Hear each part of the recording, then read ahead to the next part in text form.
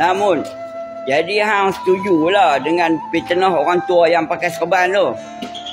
Kalau hang setuju, cakap setuju. Sebab dalam konten Abang Roy tu bukan politik. Itu Abang Roy nak menunjukkan yang kita boleh berbaik. Yang Abang Roy nak tunjukkan, kami tidak pernah diajar memaki hamun orang bagi 100 apa segala bagai. Faham? Tu salah satu contoh. Dan ada contoh lagi sebelum ni, telefon aku pun dah rosak hilang. Kan? Masa tunang aku meninggal, Harun masuk kotak, ucap takziah lah segala bagai, mendoakan aku. Harun tu adalah Saitro PH. Harun kahwin, aku pula balas balik, selamat pengantin baru. Hari ini Mak Amin pula anak dia sakit, walaupun dia hantam kedah yang macam-macam, aku boleh pergi melawat. Kan?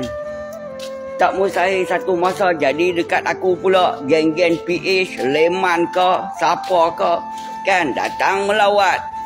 Ukhuwah yang ada dalam jiwa kami tu bukan diajar oleh pemimpin untuk memaki hamun. Kan? Tu contoh, bukan politik. Bengong. Kena-kena.